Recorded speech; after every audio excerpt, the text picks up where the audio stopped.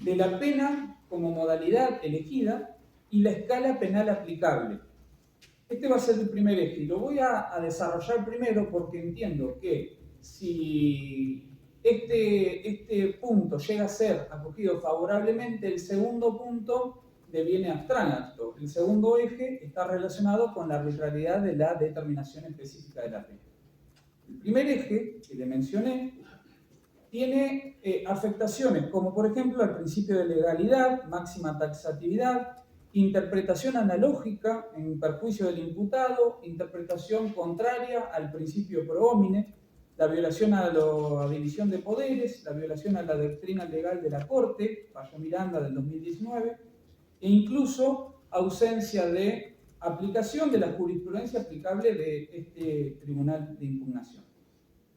Este es el primer eje. El segundo eje lo voy a tratar de manera subsidiaria posterior a este. Para iniciar con el primer punto de agravio, quiero resumirle un poco la crítica específica a la sentencia y me voy a tomar justamente de una sentencia que creo que resume todos estos puntos y que da al meollo de la cuestión, al epicentro de la crítica que voy a hacerle a esta sentencia, que tiene que ver con la sentencia 164 de 2019 de este Tribunal de Impugnación, que específicamente el voto es suyo, doctora, con la adhesión de los doctores Musi y Zimmerman. En ese caso, y que creo que resume perfectamente, y a partir de esto voy a resumir los agravios, se ha dicho que, como reconoció la Fiscalía en el caso que le cito, la Corte Suprema de Justicia de la Nación, en el caso M, Miranda, sostuvo que ha quedado derogada la pena de reclusión y, por ende, si el Código Penal ha establecido la escala de 1 a 3 años de prisión o 3 a 6 años de reclusión, extender el punto máximo de la escala penal de prisión de 3 a 6 años resulta una aplicación analógica de la ley, no permitida en el proceso penal, en tanto violenta el principio de legalidad, artículo 19 de la Constitución, artículo 15 del Código Procesal Penal. En el mismo sentido se expidió el Tribunal de Impugnación de Neuquén. No existe ninguna posibilidad de hacer lugar a dicha pretensión sin afectación al principio de legalidad. Y si bien es cierto que como consecuencia de la derogación tácita que sufrió la pena de reclusión, sería conveniente revisar la redacción del artículo 81, inciso primero del Código Penal, adecuándola al nuevo paradigma impuesto por los pactos internacionales de derechos humanos y por la legislación interna dictada en consecuencia, no puede perderse de vista que hasta tanto ello no sucede, el principio de máxima taxatividad legal e interpretativa y prohibición de interpretar analógicamente la ley en perjuicio del imputado impiden hacer lugar a lo solicitado. Este precedente de este Tribunal de Impugnación, que además también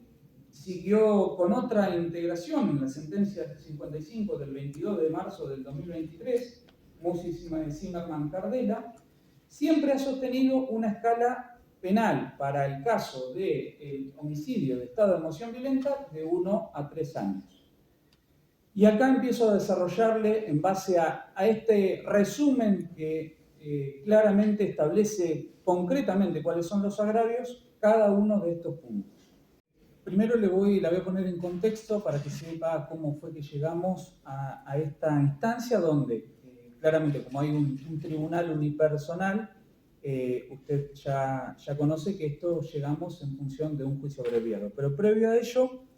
el 10 de mayo del 2023 se llevó a cabo una reformulación de cargos en este legajo donde se modificaron los hechos que oportunamente habían sido impuestos al señor Luján, y en esa misma audiencia del 10 de mayo se modificó la calificación legal en la cual los hechos que se reformularon quedaron encuadrados en el delito de homicidio en estado de emoción violenta, artículo 81, inciso primero del Código Penal. Ese mismo día llevamos a cabo un juicio abreviado entre todas las partes con la conformidad de la acusación pública y privada y de esta defensa, donde se dictó luego una sentencia, la cual fue un juicio abreviado parcial, en el marco de ese juicio abreviado parcial. Ahora bien, ese abreviado parcial estuvo basado en que no nos pusimos de acuerdo para llegar a un acuerdo pleno, valga la redundancia, porque teníamos diferencias con la acusación en cuanto a la modalidad y a la escala penal, sobre todo aplicable en este caso, y a la pena o a la pretensión punitiva de la acusación, que era mayor a 3 años, y lo que la defensa entendía que debía aplicarse. Como no nos pusimos de acuerdo en ese punto, fuimos a un juicio de cesura, el cual se llevó a cabo el 24 de agosto del 2023 y que derivó luego en esta impugnación. Es decir, solo vamos a discutir acá sobre la escala penal aplicable en ese juicio de cesura y la pena oportunamente dispuesta. Para su conocimiento, doctora, también le informo que la Fiscalía y la querella, es decir, la acusación, estableció en ese marco de la audiencia de cesura, luego que se desarrollaron las distintas modalidades probatorias,